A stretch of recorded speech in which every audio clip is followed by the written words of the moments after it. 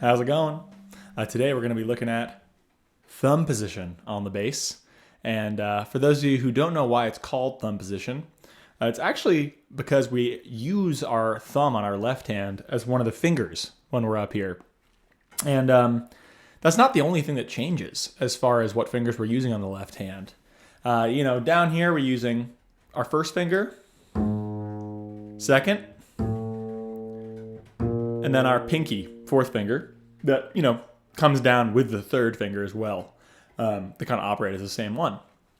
In thumb position, we are using our thumb, which at first may be a little bit painful, but you will build a callus up eventually. So, thumb on that G, for instance. And then we can use our pointer finger, middle finger, and then we're also using our third finger. And the pinky is the finger that gets the axe up here. So not only are the notes closer together in thumb position, but you also have an extra finger for more access. So it's a really, honestly, a great place to play melodies and solo and play background parts. It's a really, really nice place to the bass because you have a lot more freedom to move quickly. When you're down here, you're kind of stuck in certain positions and notes are super far away.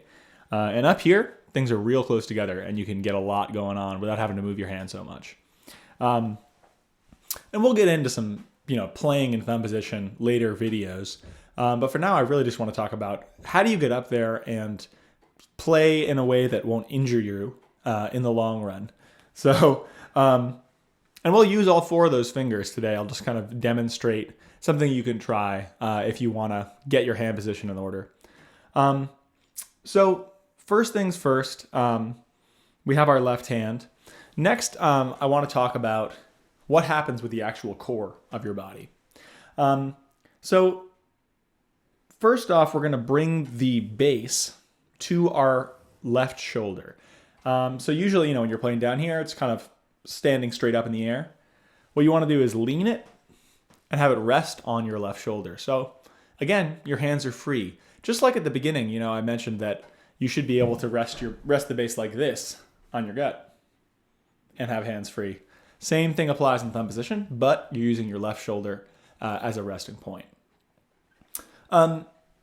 Next is your back. Make sure you don't collapse your spine when you're resting the bass. You don't want this. That is going to cause problems in the long run. What you want is bending from the waist and your spine still staying straight. So that's really important, or else you're going to get some serious pain back here eventually. So the bass is on my left shoulder. My back is straight, and I'm bending at the waist. Next, it's not just about which different fingers we're using on the left hand. Also, our elbow is very important. And this is probably the number one thing I see with people trying to play in thumb position for the first time. They are lazy, which makes sense because people can be lazy, especially when it's something kind of challenging like this. They put their elbow down on the wood of the bass.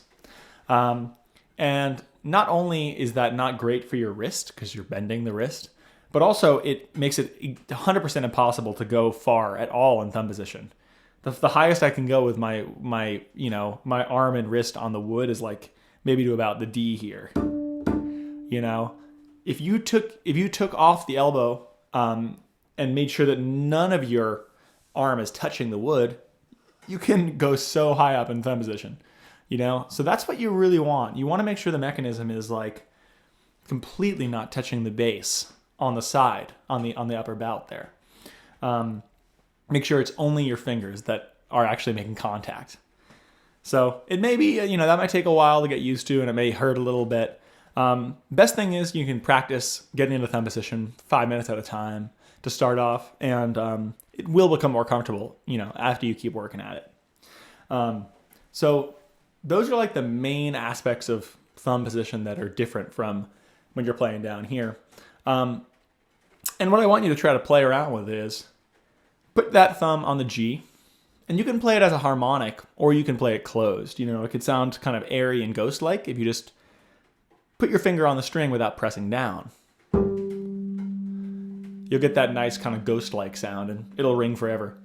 Or you can try pressing down, and this will help build up your callus in your thumb as well. And you can hear the difference of sound, right?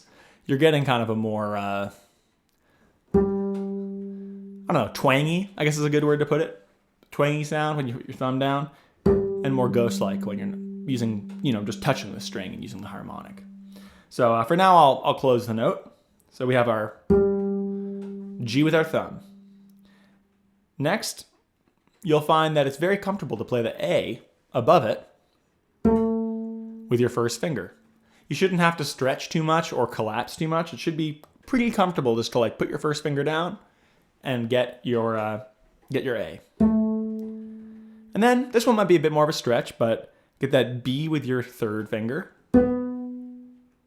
And then last, wrap around and get that C with your pinky. Those are the first 4 notes of the G major scale up here. And we'll get the next 4 in a later lesson, I promise. But for now, it's...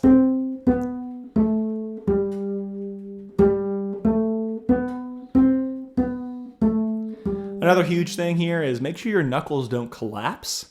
I know a lot of people fall into that trap, and I have as well in the past. Like when your first finger's here, make sure the knuckle doesn't buckle in like that.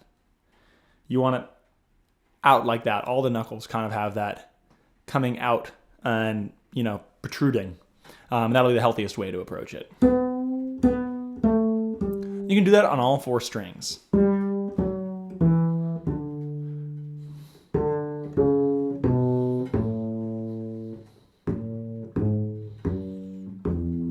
Very rarely will you play in thumb position on the E string, but you may as well get comfortable with all 4 strings in this initial video. When you get over to the lower strings, you will have to kind of wrap around a bit more with your left arm, so just keep that in mind. But yeah, that's what I'd say just playing around with, and just making sure your technique looks good. Your back is straight, you're bending at the waist, your elbow's not touching the wood, and the bass is resting on your shoulder. That's the main, those are like the main pointers I have for thumb position. And just go ahead and try experimenting with that a bit this week. Play around and feel free to ask me questions if you have them. But we'll get more into it as we go. And I have a ton of stuff we can talk about in thumb position. That's where I spend most of my time, playing fiddle tunes and whatnot. You get a really nice kind of just a higher range of the instrument, and the bass is a really, really low instrument. So it's good to get out of that rumble range and get into some more celloistic kind of stuff. So enjoy, everyone. I'll see you next week, and have fun with this.